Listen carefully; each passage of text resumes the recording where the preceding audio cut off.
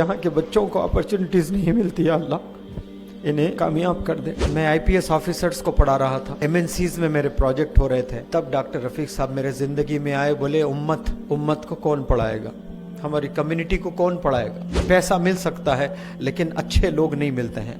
एक मेंटर को बनाकर रखना। अपने जिंदगी में कामयाब होना चाहते हो, पेट्रोल हो जाता तो ऐतल कुर्सी पढ़ के दम करके गाड़ी को वहीं का वहीं रोककर इंस्टीट्यूट पैदल जाता था, तो 3 घंटे तक दिल में धड़कन रहती थी कि मेरी गाड़ी है कि चलेगी। इतने अच्छे लोग इंग्लिश हाउस एकेडमी से जुड़े हैं। मैं कहता हूं अगर कोई मुझे ये ओरिएंट ताज होटल प्रॉपर्टी मुझे दे दे और कहे कि डॉक्टर रफीक साहब से दूर हो जाए, रफीक साहब मैं इस प्रॉपर्टी को ठुकरा दूंगा आपके लिए। याद रखना, अच्छे लोगों से दोस्ती करना ये बहुत बड़ी दौलत है, ऐसी बड़ी दौलत है जो आसानी से मिलेगी नहीं आपको। पैसा मिल सकता है लेकिन अच्छे लोग नहीं मिलते हैं। एक मेंटर को बनाकर रखना। अपने जिंदगी में कामयाब होना चाहते हो, एरोगेंस हमेशा नीचे रहता है आपका। जब उनका हाथ सर पर होता है, उनके गाइडेंस पर हम लोग चलते हैं। डॉक्टर साहब के पास नो नहीं है किताब में, नो टुमारो ये चीजें है ही नहीं। एक दफा मुझे फोन किए, यहाँ आइए एक इनाग्रेशन है जबरदस्त। डॉक्टर साहब का जबरदस्त जो है कम से कम हम लोग के 1000 गुना हम लगाकर बोलते हैं ना जबरदस्त, उनका नॉर्मल जबरदस्त भी वैसा होता है, यानी आदमी में वो मोटिवेशन आता है। बोले यहाँ एक जबरदस्त इनाग्रेशन है, फौरी आइए। मैंने कहा कि सर 35 किलोमीटर दूर हूं आपसे मैं। उन्होंने कहा यही तो प्लैनेट में है ना। तो फिर मैंने कहा हाँ सर। तो फिर मैंने कहा सर मेरी गाड़ी किसी ने लेके गया, मैं पैसे दूंगा, ऑटो लेकर आइएगा आप। अब बहाना बना नहीं सकता था, गाड़ी थी, गाड़ी लेकर गया। तो फिर मैंने पूछा डॉक्टर साहब कहाँ पर है इनाग्रेशन। बोले यहीं पर है। यहाँ तो कुछ नहीं है ना सर। तो ऐनक की दुकान होती ना, स्पेक्टिकल्स, कई सारे लोग चश्मा पहने हुए हैं यहाँ पर।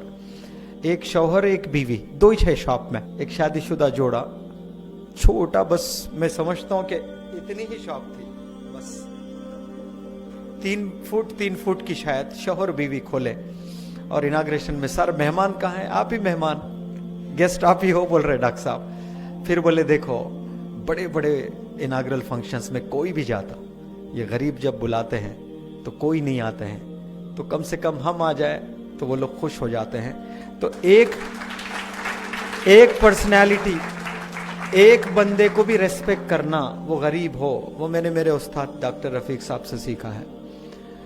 शायद मैं पर्सनैलिटी डेवलपमेंट ट्रेनर नहीं बनता अगर मेरे साथ डॉक्टर रफीक साहब ना होते।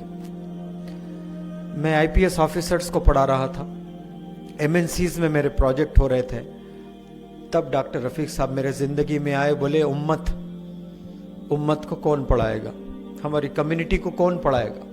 आप तो बहुत अच्छा कर लेंगे, आपके वालिद का इंतकाल हो गया, अकाउंट में कुछ चाहते हैं उनके। मैंने कहा कि सर उनके लिए तो जान हाजिर है। मैं तो सोच भी नहीं सकता था कि मेरे वालिद के बिना इस रोए ज़मीं पे मैं कभी सांस भी ले सकता था, इतना अटैचमेंट। उन्होंने दुखती रग पे हाथ रखा और कहा कि वालिद साहब के अकाउंट में कुछ चाहते हो तो गरीब बच्चों को पढ़ाइए, ऐसे बच्चों को पढ़ाइए जिन्हें अपॉर्चुनिटीज़ नहीं है। बदरुद्दीन अजमल साहब के पास में मैं एक वर्कशॉप करने गया था आसाम में, और रात में थक के जो है हम लोग सो गए थे सब लोग, और मुझे अचानक नींद हुशार हुई टॉयलेट जाने के लिए। तो एक कमरे के बाद दूसरा कमरे में डॉक्टर रफीक साहब थे, तो उनके कमरे से पार होकर मुझे टॉयलेट को जाना था। मैं जब गया अंधेरा था, तो ये आसाम के बच्चों के लिए तहज्जुद में रो रहे थे। कोई है जिन्हें जानते नहीं, उनके लिए आंसू। रात में 2 बजे तहज्जुद की नमाज में अकेले। मैं ये सिसकियां किसकी है देखा तो डॉक्टर रफीक साहब दुआ कर रहे हैं कि यहाँ के बच्चों को अपॉर्चुनिटीज नहीं मिलती, अल्लाह इन्हें कामयाब कर दे, ये वर्कशॉप आसाम में आम कर दे। ये इनको हैदराबाद में ये पैंट शर्ट में वली है करके बोलते हैं।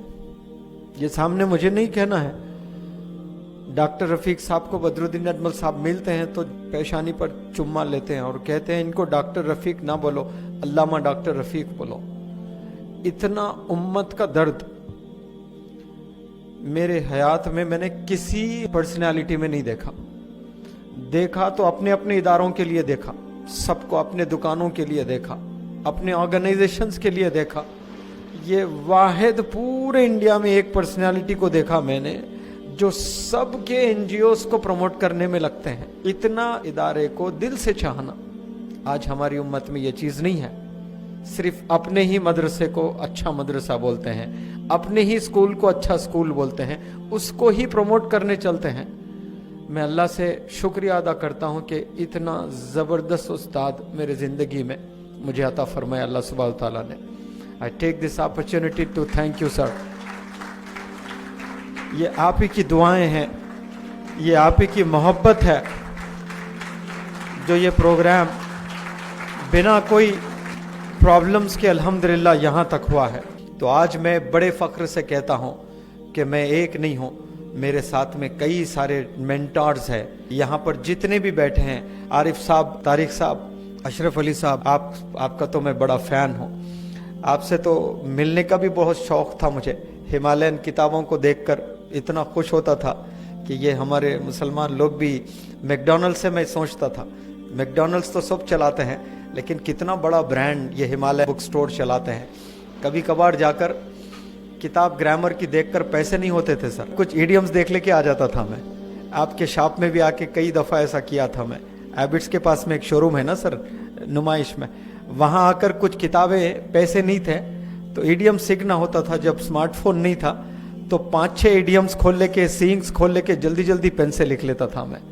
मेरा स्ट्रगल आप लोग नहीं जानते, कितनी मेहनत किया मैं अंग्रेजी सीखने के लिए। आप लोग 1% भी शायद किसी ने यहाँ पर किया होगा जो मेहनत मैंने की है। पेट्रोल हो जाता तो ऐतल कुर्सी पढ़ के दम करके गाड़ी को वहीं का वहीं रोककर इंस्टीट्यूट पैदल जाता था तो 3 घंटे तक दिल में धड़कन रहती थी कि मेरी गाड़ी है कि चली गई। दूर से जब वापसी में 12 बजे रात में गाड़ी दिखती थी तो ऐसा खुश होता था जैसे ताजमहल मिल गया है। वो मेहनतों से मैं यहाँ पहुँचा हूँ।